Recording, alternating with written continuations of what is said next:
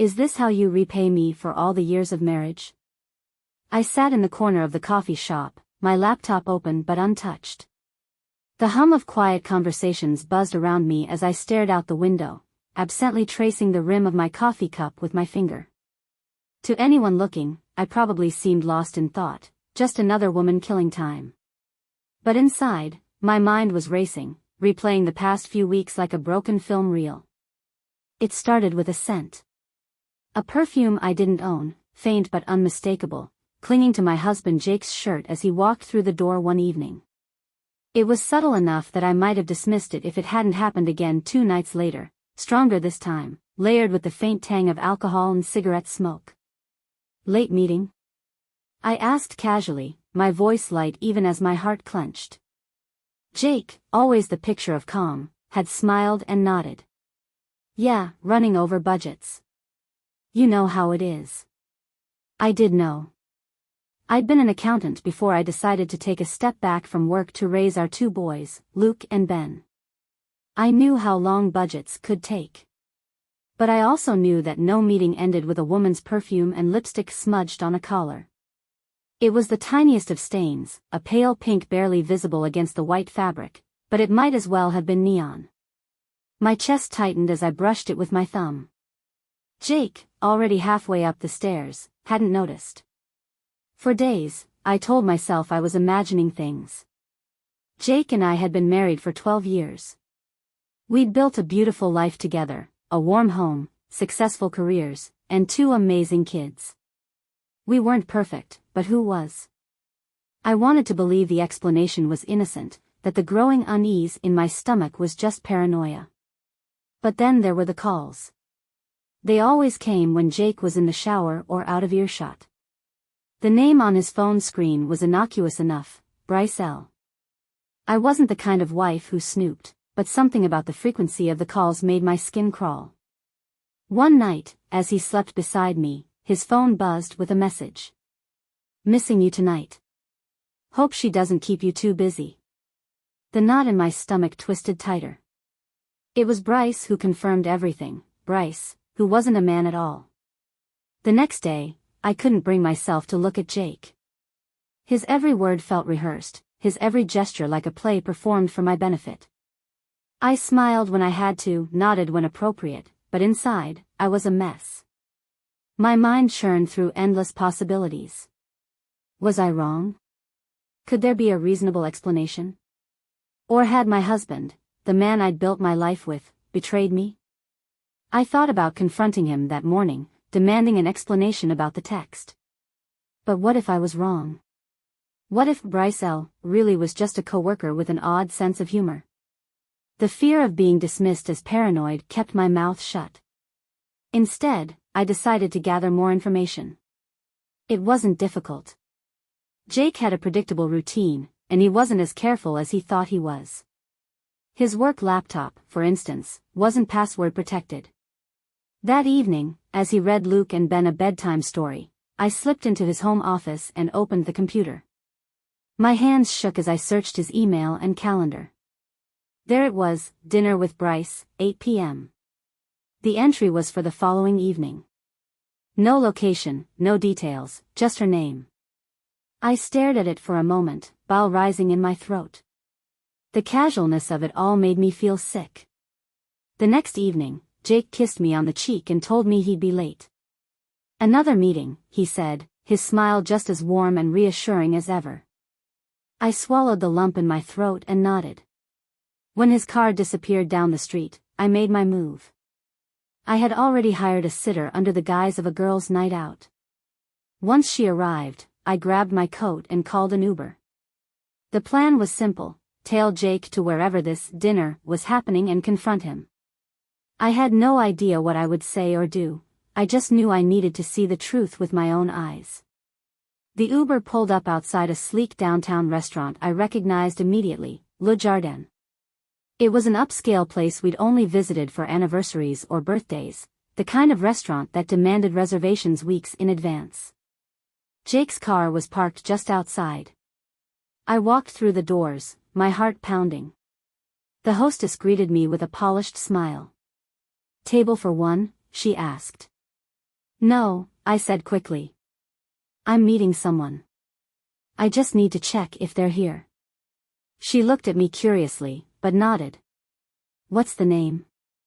I hesitated. Bryce. The hostess scanned her tablet. Ah, yes. Bryce and Jacob. Table for two. Right this way. Every nerve in my body screamed at me to leave, but my legs moved of their own accord, following the hostess to a private corner booth. And there they were. Jake and a striking brunette, their heads bent close together. Her hand was on his wrist, her laughter soft and intimate. His expression, so familiar, so full of warmth, was one I thought he reserved for me. I stood frozen in place, unable to breathe. Here you are, the hostess announced brightly, stepping aside. Both Jake and the woman looked up, their smiles vanishing as they saw me. Jake's face went pale. Hannah. The brunette, Bryce, I assumed, pulled her hand away as though burned. Who's this? She asked, her voice sharp with alarm. His wife, I said coldly, my voice steadier than I expected. Mind if I join you? Jake stood abruptly, his chair scraping against the floor. Hannah, let's not do this here, he said, his voice low and pleading. Oh, I think here is the perfect place, I replied, my gaze locked on Bryce. Don't you agree? Bryce looked between Jake and me, her confusion quickly replaced by a practiced calm. She leaned back in her chair, crossing her arms, her lips curling into a faint, condescending smile. I wasn't aware you were married, she said coolly, her eyes fixed on Jake. This is awkward. Jake stammered, Bryce, Hannah, this is a misunderstanding. A misunderstanding? I interrupted, my voice icy. Because it looks pretty clear to me. You lied about a meeting so you could have dinner with her. What exactly am I misunderstanding, Jake? He opened his mouth to speak, but no words came out. Bryce, to her credit, didn't try to help him.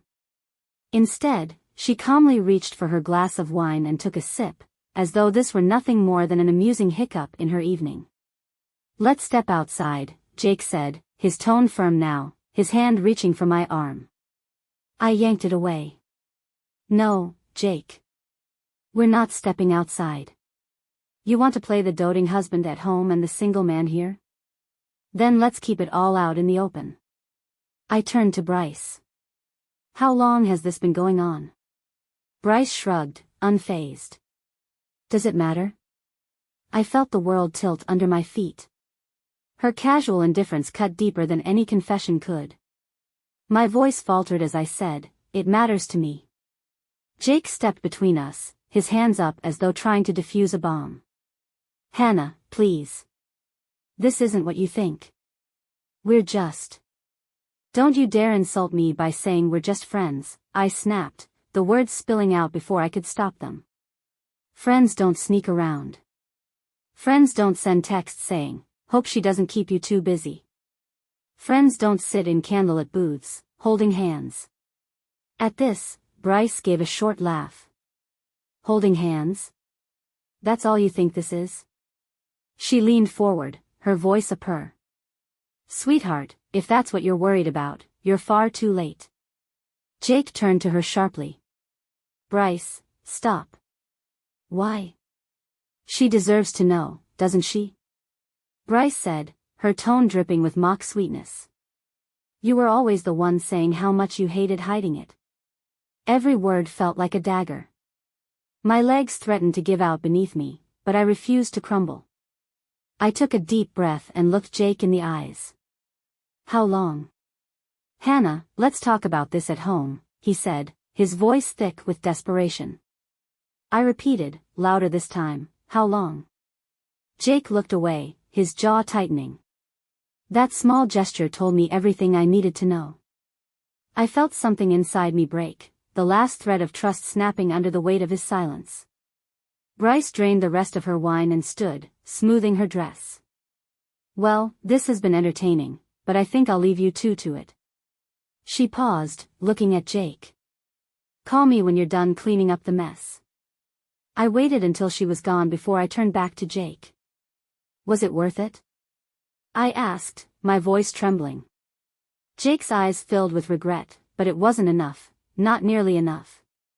Hannah, No, I said, cutting him off. You don't get to explain. You don't get to apologize. I trusted you. I built a life with you. And this is how you repay me? He reached for me again, but I stepped back. Don't. Just don't. I walked out of the restaurant, my vision blurred by tears. The cold night air stung my skin, but I welcomed the pain. It reminded me I was still standing. Still alive. But as I hailed a cab and watched the city lights blur past the window, I knew nothing would ever be the same. 6 months after walking away from Jake, I stood in my new kitchen, the smell of freshly brewed coffee filling the air. It was a modest home compared to what we'd had before, just a small, 2-story house with a yard, but it was mine. Every piece of furniture, every framed photo on the walls, was something I had chosen for myself.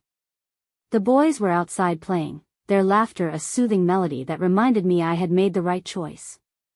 They were adjusting better than I'd hoped, their resilience a daily inspiration. But for me, the process had been slower, like piecing together a shattered mirror and trying to recognize my own reflection again. At first, I tried to move on quickly. I threw myself into tasks, organizing the house, taking on freelance accounting work, and filling my days with anything that kept me busy. But no matter how much I tried to distract myself, the nights were the hardest. For months, I replayed every fight, every lie, every missed sign in my head, torturing myself with thoughts of what I could have done differently. Had I been too cold? Too demanding? Was there a moment when I could have stopped him from straying? Therapy helped. My sessions with Dr. Collins became a lifeline, a place where I could pour out my doubts and anger without judgment. She helped me see that Jake's choices weren't my fault, that I wasn't responsible for his betrayal. You didn't lose your marriage because of something you lacked, she told me one day. You lost it because Jake lacked integrity. Those words became a mantra I repeated to myself whenever doubt crept in. Slowly, I began to let go of the pain. Jake tried to reconcile more than once.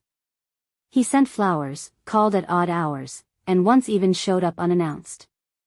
Hannah, I've changed, he'd said, standing on my porch with tears in his eyes. But I knew better now. His promises weren't for me, they were for himself, a desperate attempt to undo the damage he'd caused without truly understanding it. You're not welcome here, Jake, I told him firmly, my voice steady despite the storm raging in my chest. We'll co-parent, but that's all. I'm not going back to a life where I'm just an afterthought. I shut the door on him that day, and with it, I shut the door on the version of myself that had once believed love meant enduring anything, no matter how much it hurt. As the months passed, I found joy in the smallest things, a walk through the park, a quiet evening with a book, baking cookies with the boys on a rainy Saturday. I stopped worrying about what others thought or whether I was keeping up. For the first time in years, I was living for me. One evening, as the boys played outside, I sat on the porch with a cup of tea and thought about the future. For so long, my life had revolved around Jake and the dreams we'd built together. But now, the future felt wide open, like a blank canvas waiting for me to paint it. I'd thought I would never trust again, never open my heart to another person. But now, I wasn't so sure. It wasn't about needing someone else to complete me, I was learning that I was whole on my own. But maybe, just maybe, there was room in my life for someone who could love me the way I deserved. A gentle breeze rustled the leaves, and I smiled as I watched Luke and Ben chase fireflies in the twilight. The past would always be a part of me, but it no longer defined me. For the first time in a long time, I felt at peace. And for the first time ever, I felt free.